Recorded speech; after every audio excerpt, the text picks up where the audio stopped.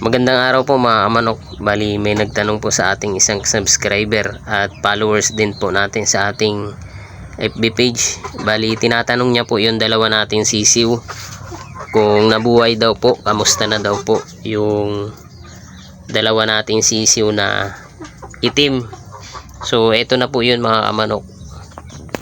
So 3 months old na po itong dalawa na to. Ayan o. Ito yung isa, yung itim na may puti ang ulo, tapos yung isa naman na itim na medyo malaki, yun yung kabig ang daliri since nung sisiw pa po siya. So bali eto na po silang dalawa mga kamanok, at eto po yung update ko sa kanila. Malalaki na sila. Bali good news naman po mga kamanok, simula nung sisiw hanggang ngayon ay maganda po yung kondisyon nila. Hindi man po sila nagkasakit o tinamaan ng kung ano-anong sipon, pisik, halak.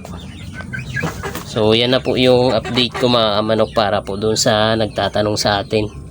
Bali ang nanay po nito ay yung SBR natin na babae. Tapos eto po kaya bulik. So binalik ko po siya, yung pinagpares ko po, brother and sister mating. So magkapatid po yung pinagpares ko. At ayan po yung lumabas.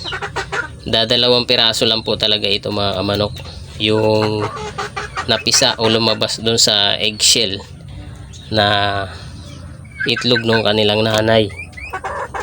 So napakaganda po ng kanilang istasyon, matatangkad po mga kamanok.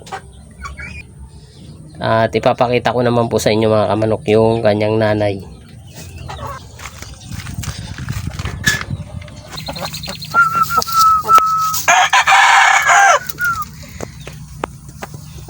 So ito po mga kamanok yung kanilang nanay, itong SBR natin. So ayan po siya.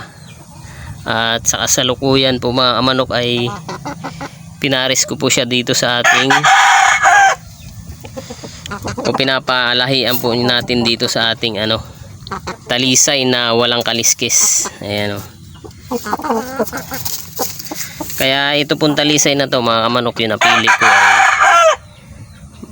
kong ipare sa kanya dahil bukod sa malaking manok siya, maganda yung istasyon, maganda din po yung kanyang bone structure.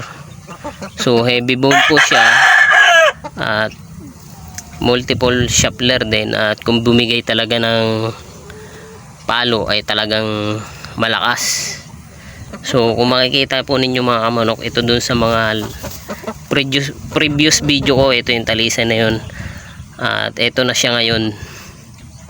Bali ang bloodline po din po nito ay hatch.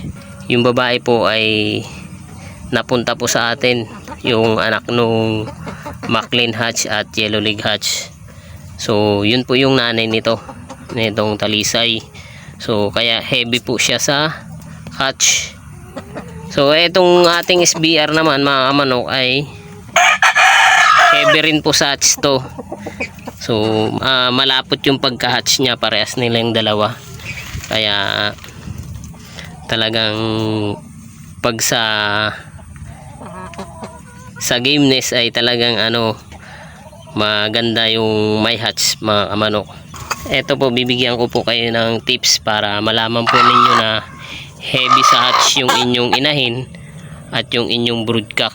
Pag sinabing puro, wala naman po talagang purong mga bloodline ngayon, halos crosses na. Pero makakahanap po kayo ng malapot yung dugo o mataas yung pagkadugo nila. Eto sa hatch po mga kamanok, titingnan nyo yung mata. Ayan o, mapapansin nyo po yan, dun sa kanilang mata mga kamanok ay medyo may guwit-guwit na itim. Bukod sa mapula yung kanilang mata, ang pagkapula po ng mata nila ay medyo nagda-dark-dark. Tapos yung guwit po sa looban ng kanilang mata, yan yung nasa labas ng itim, yan, medyo may guwit-guwit po yan na brown mga kamanok. Yan po yung titingnan ninyo. Pag may ganyan po yung mata, ng inyong alaga, heavy po yan sa hatch mga kamanok. So may po, malapot po yung pagka-hatch niya o mataas yung pagka-hatch niya.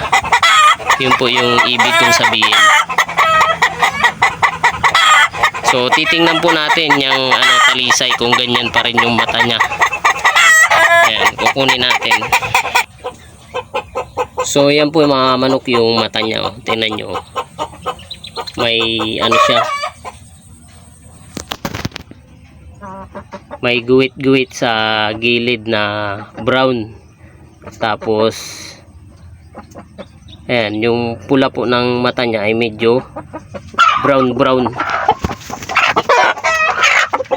So yun po yung isang palatandaan na titingnan ninyo na heavy sa hatch yung manok na ang bloodline ay hatch.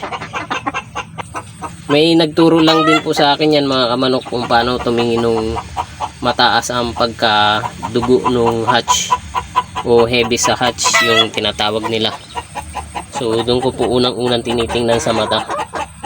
Titingnan nyo yung mata, iba-iba naman din po yung kulay ng mata ng hatch. Merong mapulang mapula na medyo brown. So ganun po yung yung manok nyo ay mataas o malapot yung pagka-hatch nya. So yun lang po mga kamanok, sana po ay nakapagbigay po ako sa inyo ng konting kaalaman at impormasyon about po sa pagtingin kung mataas ba o malapot ba ang pagka-hatch ng manok ninyo. Maraming salamat po. God to be the glory po sa atin lahat mga kamanok.